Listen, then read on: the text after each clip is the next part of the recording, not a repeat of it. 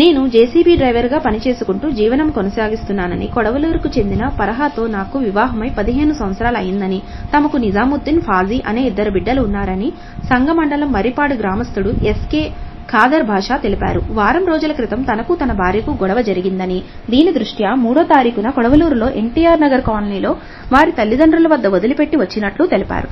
గత గురువారం నుండి తన భార్య కనిపించడం లేదని, తన భార్య అన్న షఫీ తనకు ఫోన్ చేసి చెప్పినట్లు పేర్కొన్నారు. నేను విచారించగా మర్రిపాడు గ్రామానికి చెందిన ఎస్కే రియాజ్తో తన భార్య వెళ్లిపోయిందని తెలిసింది అని, నేను కొడవలూరు పోలీస్ స్టేషన్లో కేసు ఇవ్వగా కొడవలూరు పోలీసులు కేసు తీసుకోలేదు అని అన్నారు. నా భార్య ఎక్కడ ఉందో విచారించి ఆచూకీ చెప్పాలని జిల్లా ఎస్పీకి వ్రాతపూర్వకంగా కోరారు.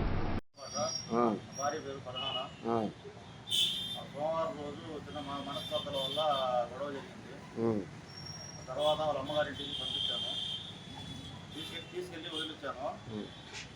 వదిలించిన తర్వాత గురువారం మధ్యాహ్నం నుంచి 3 గంటల నుంచి కనిపించలేదని చెప్పి వాళ్ళ అన్న షఫీ ఫోన్ చేసి 5 గంటలకు నాకు చెప్పాడు. తర్వాత విచారించగా విధంగా మరిపాడు మా రియాజ్తో వెళ్ళిపోయిందని తెలిసింది.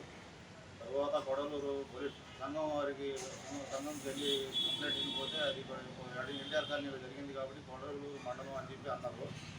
ఆడికి వెళ్ళి కంప్లైంట్ ఇస్తే వాళ్ళు విచారించలేదు.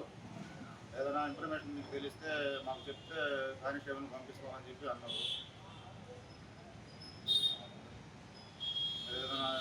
దయవలిసి సంఘం పోలీస్ స్టేషన్ వారు సహకరిస్తే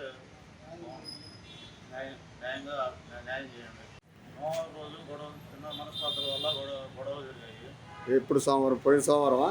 సోమవారం జరిగితే వాళ్ళ అమ్మగారింటికి పంపించి అక్కడే ఉంచాము.